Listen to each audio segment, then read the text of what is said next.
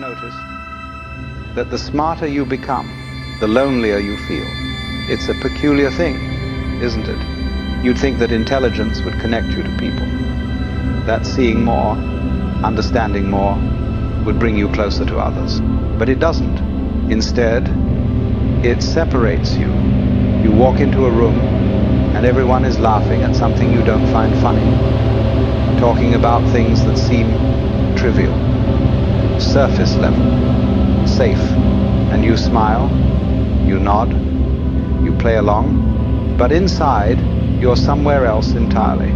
You're thinking about the conversation beneath the conversation, the patterns no one mentions, the questions no one's asking, and suddenly you realize you're alone. Not physically, but in every way that matters. This is the hidden cost of intelligence. The price nobody tells you about. The isolation that comes, not from being different, but from seeing differently. Let me tell you something about intelligent people. Something that might explain why you feel the way you do. Intelligence isn't just about knowing more, it's about perceiving more.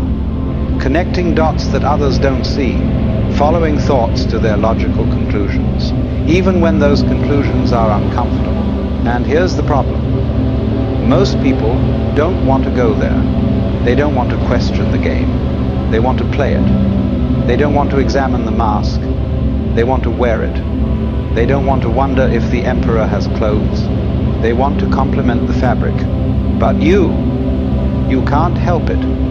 You see the threads hanging loose. You notice the inconsistencies, the contradictions, the unspoken agreements everyone pretends are absolute truths. And when you point them out, even gently, even playfully, people get uncomfortable. Not because you're wrong, but because you're right. And being right about things people don't want to examine makes you dangerous. So they distance themselves. Not consciously, perhaps. Not maliciously. But they do. They stop inviting you to things. They keep conversations shallow around you. They call you intense or overthinking or too serious. And you learn to keep your thoughts to yourself. You learn to dumb it down, to speak in half-truths, to laugh at jokes you don't find funny, to nod along with opinions you don't share. You learn to hide, because full honesty, you've discovered, is social suicide. Authentic expression is loneliness in motion. Being truly yourself means being truly alone. And so, intelligent people find themselves in this strange position. Surrounded by others, but profoundly isolated. Speaking, but never really heard. Present, but not quite there. It's not that you think you're better than anyone. That's not it at all. In fact, you'd give anything to just fit in. To care about the things they care about. To find meaning in the conversations they have. But you can't. You've seen too much. Thought too deeply.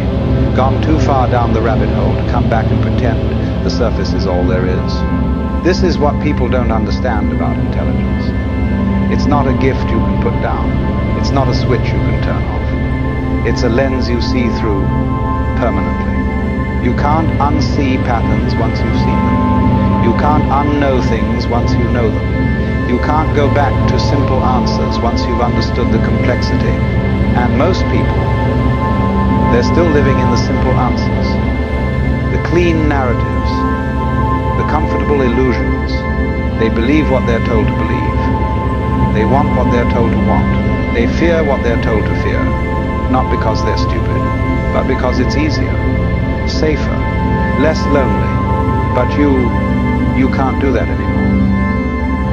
And that's why you're alone. Now, here's where it gets interesting. This loneliness you feel, this isolation, it comes in stages. And understanding these stages might help you realize you're not broken. You're just awake in a sleeping world. The first stage is confusion. You're young, perhaps, or newly aware, and you start noticing things don't add up. The adults are saying one thing but doing another. Society claims to value truth but punishes honesty. people preach kindness, but practice cruelty when no one's watching. And you think, maybe it's just me. Maybe I'm missing something. Maybe everyone else understands something I don't. So you try harder. You study people. You observe. You analyze. You attempt to figure out the rules of the game everyone else seems to know instinctively. So you try harder. You study people. You observe. You analyze. You attempt to figure out the rules of the game everyone else seems to know instinctively. But the more you understand, the less it makes sense. The rules are arbitrary, the game is rigged, and everyone's pretending not to notice. That's when you enter the second stage, frustration. You try to explain what you see. You point out the contradictions. You ask the questions that expose the illusions.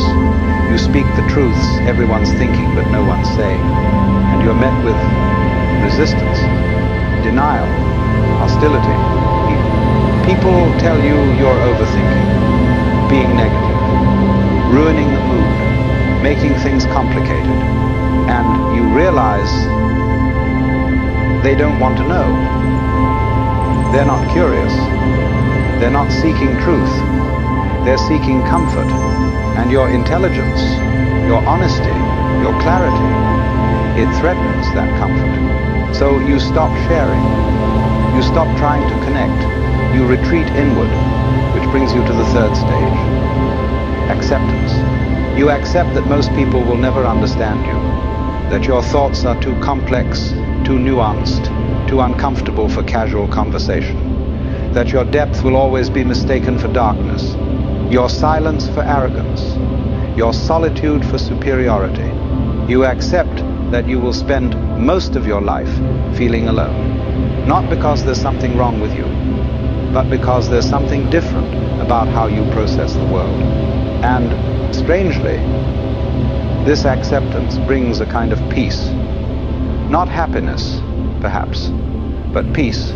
You stop expecting others to meet you where you are.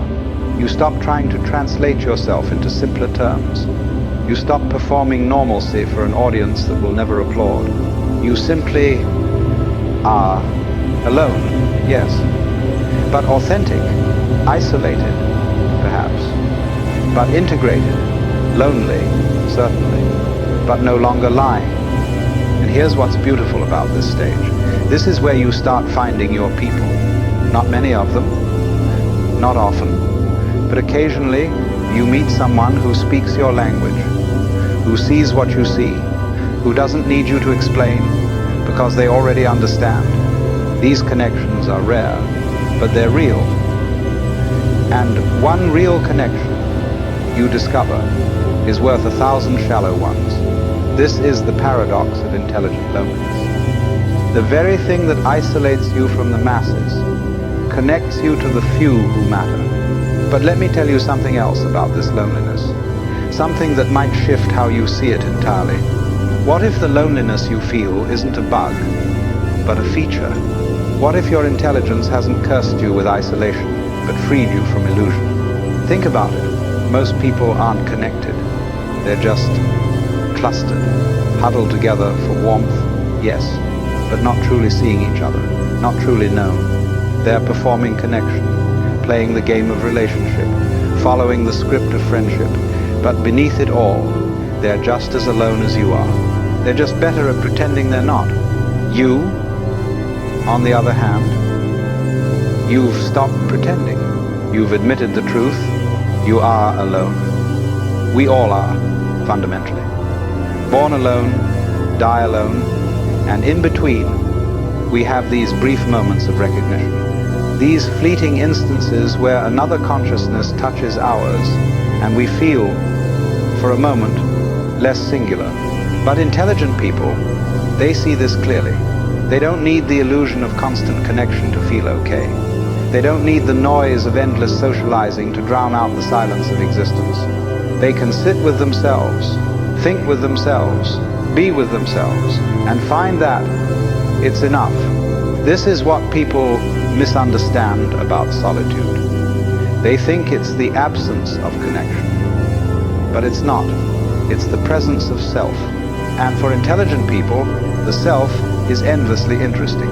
You can spend hours in your own mind and never be bored, exploring ideas, following thoughts, building worlds of possibility, tearing them down, rebuilding them differently. Your intelligence gives you this gift, the ability to be alone without being lonely, to be in solitude without suffering.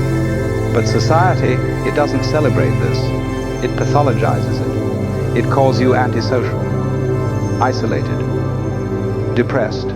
It assumes something is wrong with you because you're not constantly seeking external validation and stimulation. But nothing is wrong with you. You're just operating on a different frequency. And yes, that frequency is less crowded.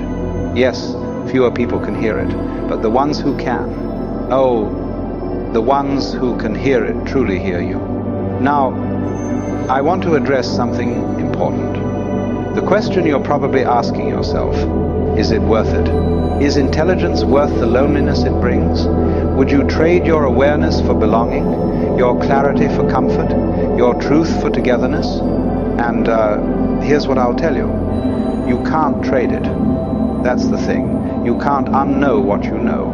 You can't unsee what you've seen. You can't dumb yourself down permanently, no matter how hard you try.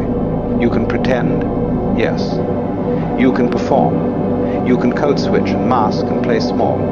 But inside, you'll still be you. Still thinking those thoughts. Still seeing those patterns. Still aware. And that internal dishonesty, that self-betrayal, it's far lonelier than any external isolation. Because when you abandon yourself to fit in with others, you lose the only companion you're guaranteed to have for your entire life, yourself. So no, you can't trade your intelligence for belonging, but you can change your relationship with it. You can stop seeing your intelligence as a curse. Stop framing your loneliness as punishment. Stop believing something is wrong with you because you don't fit into a world that was never designed for people who think like you. Instead, you can see it for what it is. A different way of being. A different experience of life. Not better, not worse, just different. And different, it's always lonely. Always has been, always will be. The artist is lonely in a world of bankers. The mystic is lonely in a world of materialists. The philosopher is lonely in a world of pragmatists. And the intelligent person, they're lonely in a world that values agreement over truth. But here's the secret. Here's what changes everything. That loneliness, that isolation you feel, it's not keeping you from life. It is life. It's the human condition, laid bare. It's existence without the comforting lies we tell ourselves. Most people spend their entire lives running from this loneliness, filling every moment with noise, with people, with distraction. Anything to avoid feeling it, anything to avoid facing it. But you can't run from it. Your intelligence won't let you. It strips away the distractions. It sees through the noise. It recognizes the loneliness as fundamental. And once you stop running from it, once you turn and face it directly, something remarkable happens. It transforms. The loneliness doesn't disappear, but it changes texture. It becomes less like a wound and more like a space. A vast, open space where you can finally breathe. Because when you're no longer afraid of being alone, you're no longer afraid of anything. When you're no longer desperate for connection, you're free to connect authentically. When you're no longer performing for acceptance, you're available for recognition. This is the gift hidden inside the curse. The freedom hidden inside the isolation. The strength hidden inside the loneliness. Intelligent people, when they embrace their solitude rather than resist it, they become dangerous in the most beautiful way. Dangerous to systems that rely on conformity. Dangerous to narratives that depend on unquestioning belief. Dangerous to illusions that require collective agreement. Because they're no longer playing the game. They're no longer pretending. They're no longer available for manipulation through the fear of exclusion. They're alone, yes. But they're free. And that freedom, that sovereignty of self, it's threatening to a world built on dependency and herd mentality. So yes, intelligent people are always alone, but perhaps that's not the tragedy we think it is. Perhaps it's the very thing that allows them to see clearly, to think independently, to exist authentically. Perhaps the loneliness isn't what's wrong with them. Perhaps the loneliness is what's right. The world needs people who can stand alone, who can think for themselves, who can see through the collective delusions and speak uncomfortable truths. The world needs people who aren't so desperate for belonging that they'll believe anything, support anything, become anything, just to fit in. The world needs intelligent people, even if it doesn't always appreciate them, even if it doesn't always understand them, even if it leaves them feeling alone. So if you're one of these people, if you felt this loneliness, let me say this to you. You're not broken, you're not defective, you're not too much or too intense or too anything. You're awake in a sleeping world. And yes, that's lonely, but it's also necessary. It's also valuable. It's also exactly what you're meant to be. The loneliness you feel isn't a sign you're doing something wrong. It's a sign you're doing something right. You're being true to yourself in a world that rewards falsehood. You're thinking for yourself in a world that demands conformity. You're standing alone in a world that insists on crowds. And maybe, just maybe, that's not a curse at all. Maybe it's the most profound gift you could ever receive. The gift of seeing truly, thinking clearly, being authentically, even if it means being alone, especially if it means being alone. Because in the end, the only person you need to understand you is you. And once you have that, once you accept that, once you embrace that, you're never really alone again. You're just free.